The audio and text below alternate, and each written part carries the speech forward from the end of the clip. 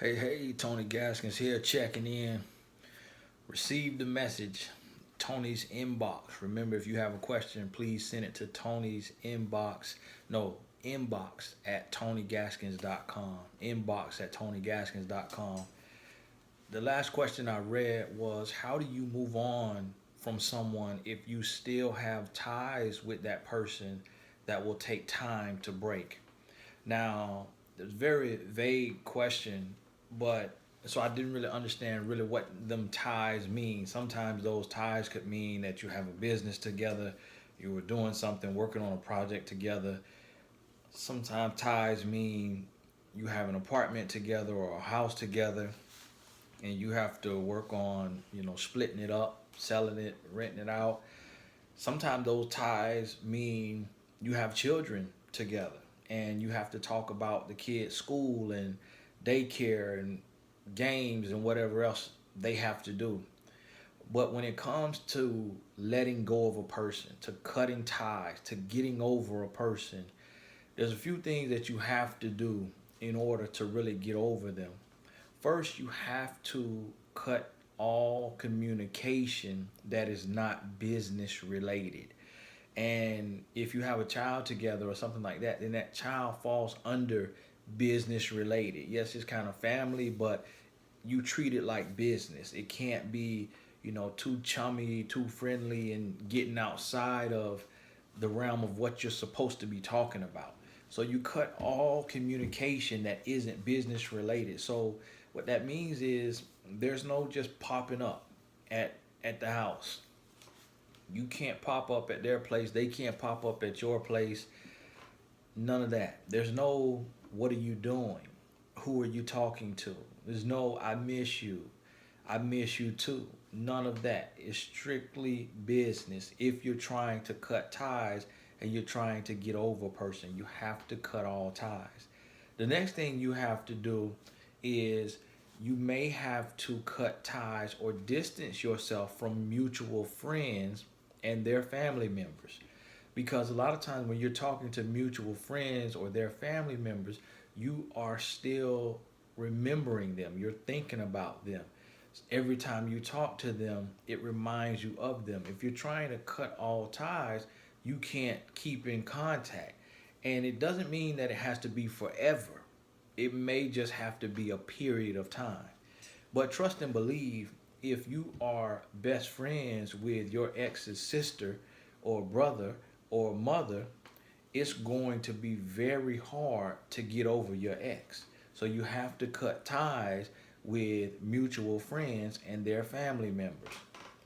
The next thing you have to do is you have to feed your mind with new information. So in this season, you have to start going to seminars. If you get on eventbrite.com, the website that you see me post my events to, if you go on there, when you log on to their website, it'll show you events in your area. Go to the free ones if you don't want to pay yet. Um, get with a couple friends, take a road trip to a seminar. Hop on a flight if you got savings money. If you don't do an online seminar, take an online course. Take a listen to a webinar, get on a podcast, feed yourself new information. The benefit of this is you will start to eliminate all of the bad information that you've received about love and relationships. So everything that you learned the wrong way about what love is and what love isn't, what a relationship is, what a relationship isn't, when you get new knowledge, you'll be able to just take one bad thing out and replace it with something good. The next thing you have to do in it's a part of investing in yourself by getting that new knowledge is now you have to invest in you, your business, your brand, your career, your job, whatever that may be. Go to a seminar, take a new class, start a blog, write a book, start your company, invest in you, become self-centered, so to speak. You have to become focused on you, working on you.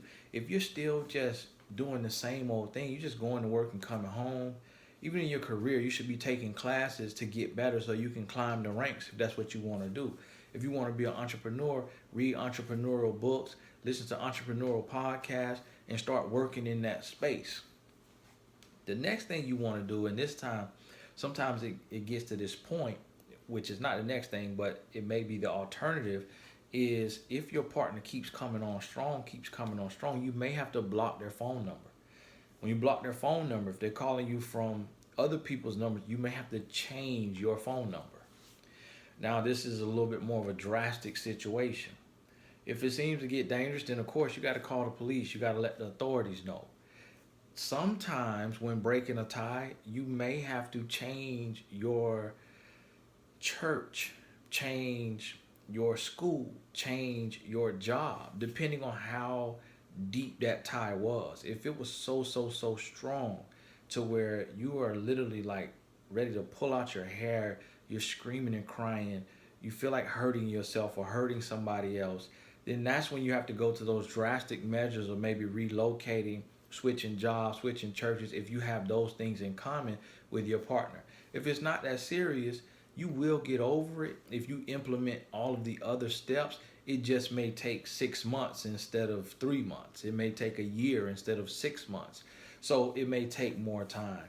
But those are just a few, tips on how you can get over someone and break ties, even when you have some situations or some things in common that you still have to deal with that person around.